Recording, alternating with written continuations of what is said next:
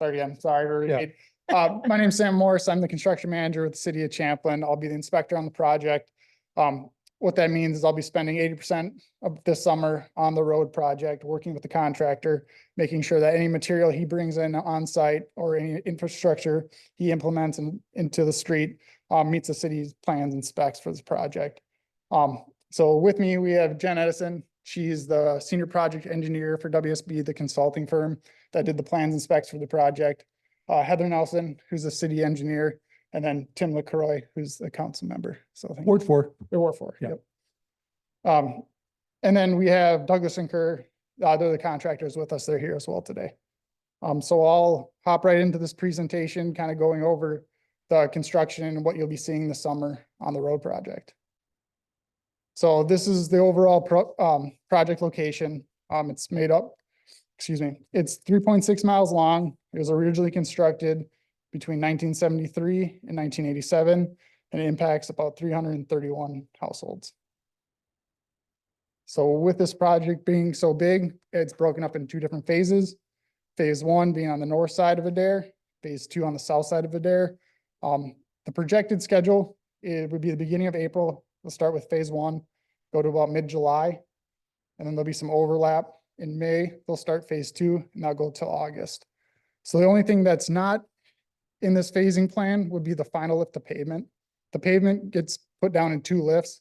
So the big initial push, we get that first lift down, move on to phase 2, and then they'll double back and put the final lift towards the end of the year. So the next few slides are the proposed improvements. So I'll be hitting on each of these bullet points in the next couple slides. So essentially this project is going to be a reclaim and pave. So what they're going to do right away is bring in a reclaimer, set it down, and they'll grind up the top few inches of asphalt along with getting into the gravel underneath, essentially turning into a gravel road. After that, they're going to strip off the gravel in about 500-foot sections, and they'll subcut about 3 to 4 inches of sand underneath that to ensure that we have our 6 inches of new aggregate base with our 4.5 inches of asphalt on top. And like I said before, it's going to get paved in 2 lifts.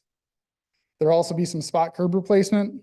Some of the things that we look at when we replace curb is that if it's holding water, not flowing correctly in the gutter line, and if there's multiple cracks and chips that it's impeding the flow of water. So there's 2 major impacts that will be happening with this project, which may cause some road closures. The first one is the Adair Avenue and West River Road realignment. So at that intersection, we're improving the line of sight by squaring up that intersection. When they're doing some of the grading, they might have to temporarily close that road for a day or 2. We have a hotline set up that I'll get into later in the project that will be sending out email blasts and notifications on when this is happening, that we recommend everyone to sign up and use. So the second one is on Porter Drive in between Porter Circle and Colorado. We're going to install 2 new sanitary manholes along with realigning the water main. So again, there might be some road closures while they're doing that work as well. There'll also be some ADA pedestrian ramps that we'll be improving. So ADA, the American Disabilities Act, requires that every city have a plan to upgrade and come in compliance with their standards. So part of Champlin's goal to reach there is every road project we have will be upgrading those ADA ped ramps. So there's 3 ped ramps that we're upgrading. It's Edward Court, Mississippi Drive, and then Adair when we do the realignment. So it shouldn't be much impact. If you see a flasher, don't go around it because you'll probably step in some wet concrete. We'll also be doing some storm sewer improvements. We did a storm sewer study before the project, which calculated all the water for each catch basin to ensure that it could take on the amount of water within a 5- and 10-year rainstorm. So some of those didn't meet that. So we'll be adding some catch basins and storm sewer inlets to account for that water. And then we'll be also adding some water treatment structures at the end of each run before the water goes into the Mississippi River, just to help the solids settle into treating that water before it goes into the Mississippi. We'll also be doing sanitary manhole improvements. So we'll be replacing all the concrete rings and sanitary manholes.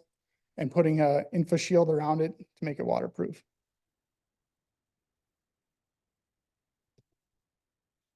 Curb stops.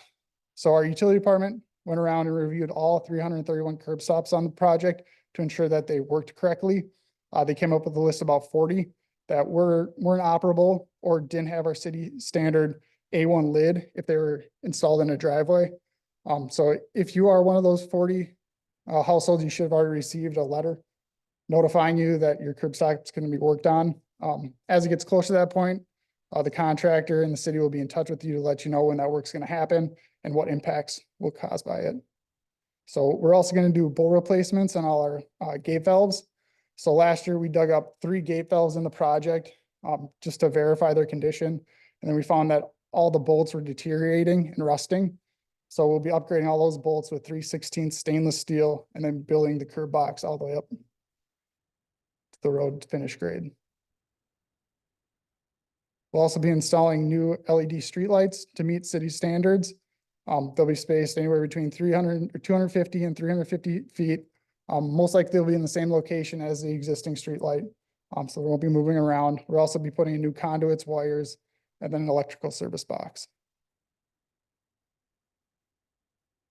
Sign improvements. We're going to be consolidating our street and stop signs. So instead of having a street sign on one side and a stop sign on the other of the intersection, we're going to kind of put them together and remove the street sign and consolidate it on top of the stop sign. And then all other signs will remain in place. Restoration. Most of the restoration will be behind the spot curb replacement or around catch basins. It'll be hydro mulch and seed. The contractor will maintain it for 30 days, watering it very frequently. And then after that, it'll be on the homeowner to maintain. I do recommend, watering it as well as much as you can. If this year is anything like the past 2 years where we had a drought, I mean, it could take a lot of water, but after that 30 days, the seed should start germinating and grow. Driveway impacts. The majority of the driveway impacts would just be for curb replacement. And most residents out there have concrete aprons, so we don't plan on impacting those concrete aprons. We just be removing and replacing the curb. But if we have to, we'll go back, saw cut, and then replace in kind if it's bituminous or concrete. The next couple slides, I'll get into more of the construction impacts and talk about these bullet points. So the picture you see on the right, I'll give a little context. So the road's been reclaimed. They're stripping the reclaiming gravel, hauling it off site. Once all the gravel is removed, they'll come back and start working on the sand section, stripping off a couple inches of the sand section. Once that's done, they'll bring the gravel back and then they'll ramp driveways at the end of the day to ensure you can get in and out of your driveway. Working hours in the city of Champlin are Monday through Friday, 7 a.m. to 7 p.m. Saturday as needed, 8 to 5, and then no work on Sundays or holidays. So access and egress during construction, we just ask that you avoid or try to avoid construction areas as much as possible. If you have an alternate route, we just advise you that you use that to not interfere with any of the construction work. We understand that that's not always the case. I know there's quite a few cul-de-sacs out there. So if we're doing an underground excavation, we have to install storm sewer across that intersection. The contractor will do one half of the road at a time to ensure that you always have access in and out. And then, like I said, with the subcut at each evening, we'll make sure that everyone has access to their driveway. And every morning we'll send out notifications. It'll be either door hangers or we'll knock and hand you a letter letting you know that we possibly be blocking your driveway. The only reason you won't have access to your driveway would be if we have to replace a section of curb in front of your driveway. And it's not so much the removal, because after it's removed, they'll be ramping your driveway. It's when they pour the curb back. So concrete takes 7 days to get to cure and get enough strength where a vehicle can drive on. And it also takes 21 days to fully cure out. So like I said, at that point, we'll let you know when we'll be pouring the curb, and we'd ask you to park on the street. Mail delivery, limited to no impact to mailboxes. If anything, if we're removing curb in front of your mailbox and there isn't enough topsoil to hold the mailbox up, the contractor will place a temporary mailbox in lieu of your mailbox and set your mailbox on your lawn until the new concrete curb is poured and they backfill with topsoil, and then they'll be replacing your mailbox. Same thing with FedEx, Amazon, and UPS. We don't plan on any impacts. School buses, I contacted the bus company and received bus stop locations and times for pickup and drop off. I created a map I'm gonna share with the contractor that, like I said, shows every bus stop location and the time for pickup and drop off. So we'll use that to kind of coordinate our construction activities to make sure that all the buses, get through and need to pick up and drop off as needed. And then garbage and recycling, no change to pickup days. We haven't had any issues in the past, so we don't foresee any issues going forward. I believe everything's on Republic, so that makes it a lot easier because we don't have multiple garbage companies. But like I said, we don't plan on having any issues. If you do, and your garbage doesn't get picked up, like I said, I'll show some slides on the hotline. Reach out to the hotline. We'll get in touch with the contractor and we'll make sure it gets picked up. Irrigation system and pet fences. This is a big one. Irrigations, it's inevitable. There'll be a couple impacts. I mean, most irrigation contractors put the head right on the back of the curb and then run the line along the back of the curb. We ask that you flag them. We do have flags. Like I said, reach out to the hotline, let us know, we can come drop flags off. But the more we know, the better the contractor has a chance of not hitting it or impacting it. If he does impact it, he will fix it. If we see it's impacted, we'll flag it and you'll come back and fix it. If for some reason you turn on your irrigation, half your zone's not working and it's right where a curb was removed and replaced, contact the hotline. We'll send that to the contractor and we'll go out, take a look at it and fix it if needed. And then same with pet fences, we ask that you locate them. Most of the impacts, like I said, are 2 feet behind the curb. So if you have anything past that, I wouldn't be too worried about it. If you are, contact the hotline. We'll come out, we'll take a look at it and let you know if we believe it'll be impacted or not. Landscaping, so all hardscapes, bricks, fencing, edging, mulch, rock will all be salvaged and reinstalled by the contractor once the project's done. Plants will not be removed and replaced by the contractor. If you do have any plants around your mailbox or within that 2 feet from the back of the curb, and you don't want them impacted, we recommend that you transplant them. And then once the project's complete, plant them back. If you have any questions, reach out to the hotline. We'll come out, take a look at it and let you know if we feel like it'll be impacted or not.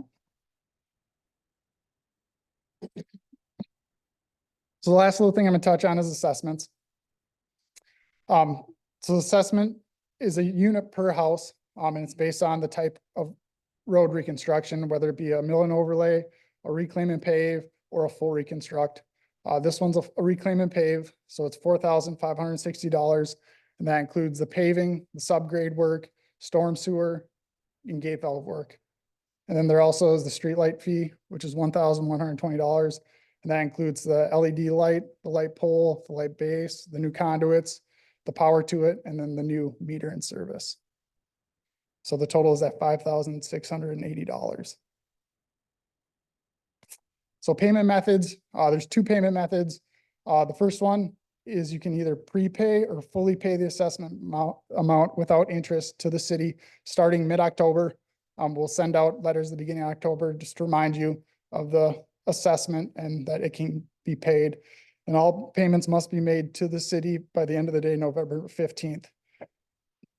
So after November 15th, it rolls over to option 2, where the assessment gets sent to Hennepin County and gets put on your property taxes for 5-year period for single family homes and then 20-year period for commercial properties, with interest starting in 2025.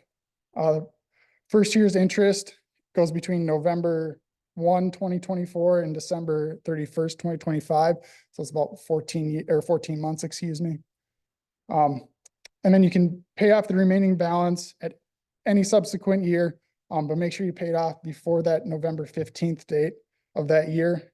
If you don't, then the next year's interest will get rolled into that on the first of the year. And then if you have an assessment that gets put on your property taxes and you want to pay it off in full, you can at the city, but they do not accept partial payments. And there is a deferral program for citizens and disabled individuals. You have to meet some income and eligibility requirements. And then we have some more information. So if you'd like that, please reach out to the hotline and we can email you. So that's it. I'll leave this page up for everyone watching at home.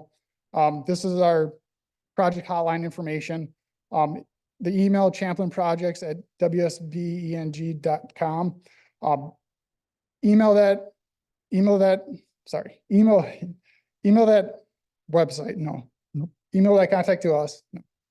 Send an email to that website with your address and your email, and we'll put you on a list.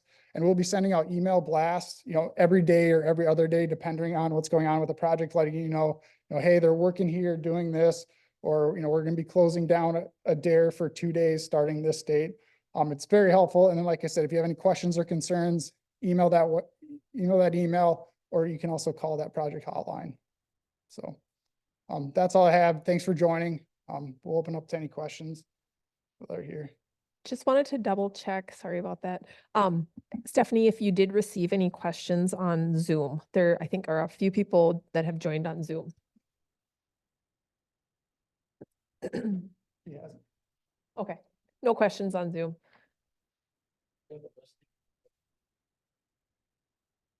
Nope, I'll be marking those all. So surveyors went out beforehand.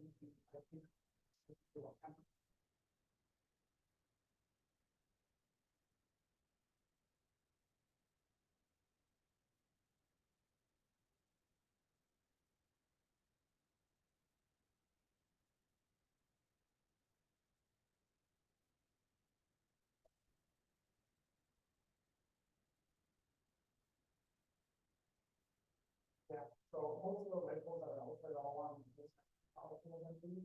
So they're all in my Excel. So essentially.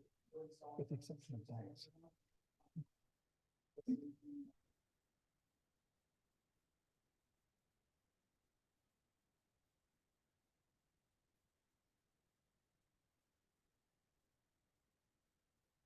Helpful just to stay at the microphone, just so they hear what's going on. Thanks. Yeah. Yeah, so I had a couple questions. The first question was about curb removal, when it's getting marked in the field. So in phase one, when the contractor gets out there, me and 2 other inspectors will go mark curb. We'll do 2 pink lines on either side with an arrow pointing towards each other to show the removal areas. And the other question was about street lights, the location of them. I said, most of them are being put in the same location that there are. Most of the lights out there are on power poles, which are owned by Excel. So they will be removing those and we'll be installing our city standard street light. We have one more question on chat. So she asks, how far in advance will I know if I need to have my plants moved? So Sam's response just now about marking the curb. So the curb that will be removed and replaced will be marked in the field.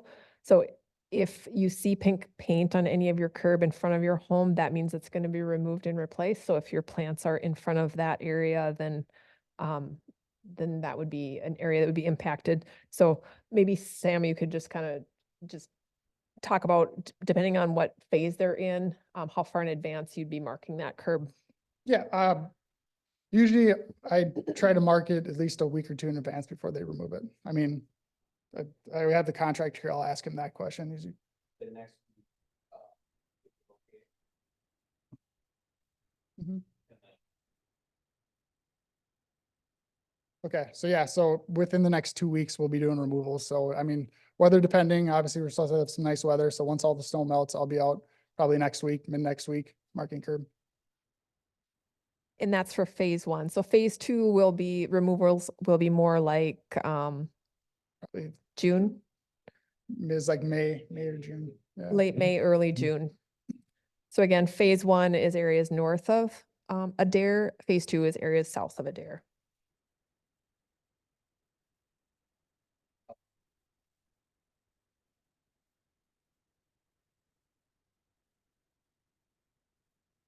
Yeah, it's, like I said, it's mainly where they call them bird bass, where the curb sinks and it's holding water, or if there's multiple cracks. Yeah, yeah. On phase one, I live in the blue area. Okay, yep, that's phase one. Take everything. Ye- timeline? Yep, yeah. Well, you're all, You wanna? are we still recording? Yeah. Okay. You wanna repeat that question? Oh, here, let's see if I can get back. The question was, is everything gonna get removed at once in phase one? And the answer would be yes. They're gonna come and reclaim everything in phase one first. Then after that, they'll come through and do the storm sewer, gate valve bolt replacement, spot curb removal and replacement. And then after that, there'll be subcutting.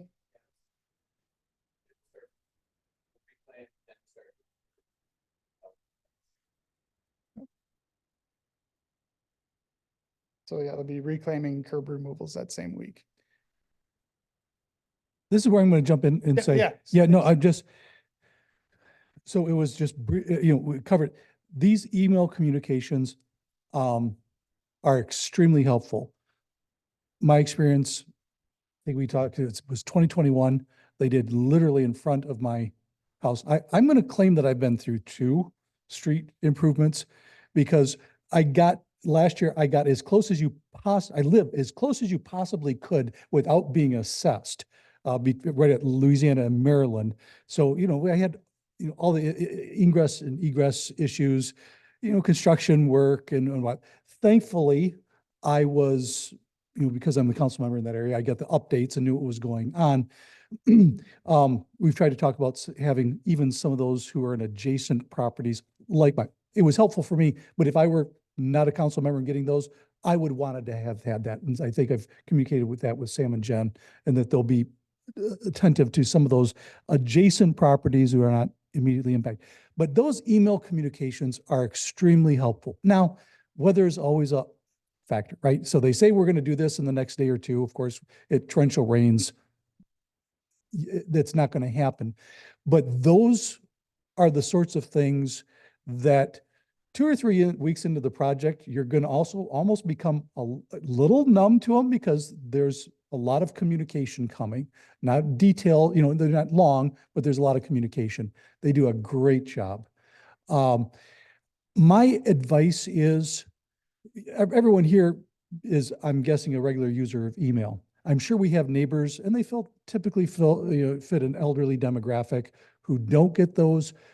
Please be a neighbor, go connect with them, even though they've got the contact. Tell them if you haven't connected with email communication, help, just prod them to do that. Again, be a neighbor when your driveway or your roadway is going to be impacted. You see them out there mowing or gardening or whatever, just, update them, make sure. I think that communication really helps, but I'm telling you, those email communications will keep you on track. They do a great job in letting you know what's going to happen, when you're going to be immediately impacted. And even because they come out to everyone, while it may not impact you're going to know you're going to take a different way out of the neighborhood, given what is going to be going on because of what your neighbors are going to be impacted on. So I really can't highlight the import and the helpfulness of those emails. Problem is going to come up. You're going to have to replace the irrigation heads, right? This is just the nature of the type of project. There's going to be, grass eating. Last year, we had a great construction season up until the last 2 weeks, and then it rained for like 5 days out of a week, right? And so things were delayed a little. They were pushing back some of the seeding, and there were concerns about that. Use that hotline. That hotline is there to communicate.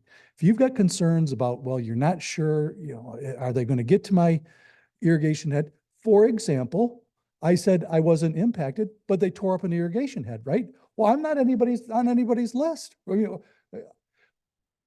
course, Sam was out there. Sam will be out there, and he is spectacular. The whole team here does a great job. Sam is out there. If you're out there on site, you're going to meet they're out there for a number of weeks. You're going to meet the job soups. I encourage you to introduce yourself. They'll be glad to talk to you, let you know what's going on. If you have concerns, express them there. But that hotline is a great, great tool just to say, hey, I've got a curb, I've got grass, I've got an irrigation head, I've got something. They didn't ramp my driveway. It'll happen. It might happen. Call that hotline. It will get taken care of. That's what it's there for. It's a great resource. there's always going to be hiccups, but I think our team, at least as I've experienced over the last 3 seasons, now 4 seasons, has got a lot of the kinks worked out, and we've got some good communication, and just utilize it and take advantage of it. I think most of the problems come up when, it's just hard to get everybody in your neighborhood to get connected in such a way. And then, when they feel frustrated because they can't connect with somebody, that's when problems, but there's total opportunity here. And I know, like I said, in my 2 experiences, both city staff and construction staff, I mean, you think, and this is a thought I just had, yes, they're working in your front yard, but remember, you're living in where they work too, right? So it's kind of cuts both ways, and they're right there. And if you've got a question, don't hide in your window and gripe about it. Walk out there, talk to somebody. That's what they're there for. They're used to talking to homeowners and working those situations out. But yeah, I think those are my 2 big things. Get on that email blast and use the hotline as you have concerns. Don't hesitate. Don't get miffed. Don't get frustrated. Do the communication, because that's what it's there for. Yeah, yeah, and like Tim said, let your neighbors know. We have, Yeah, we have yard signs that we're gonna put up as well. So if you talk to your neighbors, say, hey, walk down the street to the intersection, see that yard sign, take a picture, get on that email hotline. Okay, I live on Yep. Yep.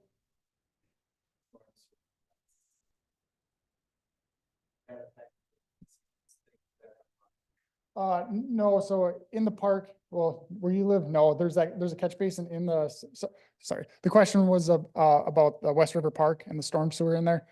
There's a storm sewer in the parking lot. So we'll be raising that up because it's sunken a little bit. But we're not doing anything to the storm sewer. Oh, to that pond, where that pond is? Yep, so yeah, we're grading that For the pond. pump house. So, yep, so we're not making it bigger, we're just cleaning it out. Essentially, the bottom it's filled in with silt. So we're cleaning out the silt and then adding some riprap around the flared ends. But they're not tearing it. No, yep, just essentially digging the sediment out of the pond. We could, if there's any other questions that you want to voice right now, otherwise you can break up into smaller groups. If you have individual questions about your particular property, we can answer some of those one-on-one. Does anyone have any other questions for the group at this time?